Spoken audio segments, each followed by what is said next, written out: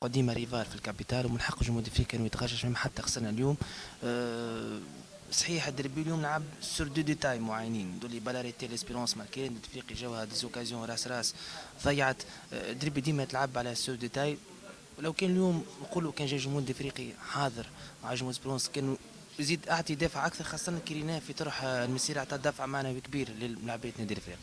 صحيح الدربي يتلعب على نقطة هامة، هو شكون يستغل لك الأخطاء نتاع المنافس. اليوم على مستوى الكرات الثابتة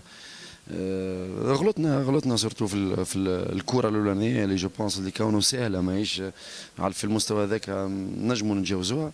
لكن الاولاد بعد الواحد صفر رجعوا في المقابله، وحتى في هو المقابله تبدا كيف كنا باهيين في وسط التيران، كره كانت تخرج في القاعه ومخدومه، وصلنا عملنا دي ديكالاج باهيين سا مونتر كو الوسط التيران خدم على روحه، ميم حتى دي باس في لي زانترفال صار ولقى روحه ايزيكيال راس مع الجارديان نتاع ليكيب مع المنافس، وماهوش سهل باش تحط الديفونس نتاع ليسبيرونس في سياسيون نتاع ان كونتر ان.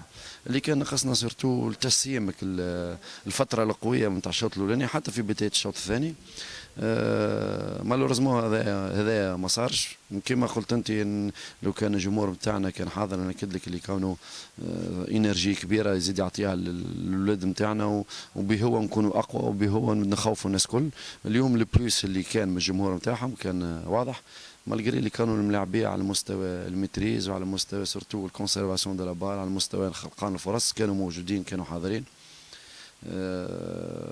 على غالب كما قلت لك تلعبت على ديفوت اللي كنا نجموا نتجاوزوه. مع لي ريزولتا مع جماعات الاخرين سورتو نتاع دوزيام بلاس هذول والاوبجيكتيف تاع النادي الافريقي مرتبه ثانيه وعلى الاقل ترشح للتشامبيونز ليغ، وما يكون عندنا اوبجيكتيف العام المقبل ابار الشامبيون ايضا الترشح لربة الابطال الافريقي لحلم جماهير النادي الافريقي.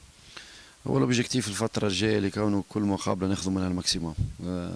وقت خذيت الفريق مازالوا 10 مقابلات، قلت كل مقابلات كل نتاع كأس كل مقابلة لازمنا نعملوا فيها الماكسيموم، هذا المو دورتر، وبعد الكونت فينال نشوفوا في الاخر. اخر ميساج لجماهير النادي الافريقي اللي يتفرج اليوم في الديربي سواء اللي حاضروا اليوم ولا اللي حتى في الديار. والله نكد لك اللي احنا اكثر حاجه اللي نخموا فيها هو نحبوا نفرحوهم، اكثر حاجه نخموا فيها نحبوا نهديوا لهم حاجه باش يكونوا كالعاده فيير بالليكيب نتاعهم. الفترة اللي جاية صعيبة، فترة اللي أنا متأكد اللي الجمهور باش يقف مع النادي نتاعو، باش يقف مع الملاعبية نتاعو، باش يقف مع الناس الكل دو تلفاسون باش نهزوا رؤوسنا، وإن شاء الله الفترة الجاية زاد كيف نوعدوهم اللي باش نكونوا موجودين في أحلى إيماج إن شاء الله.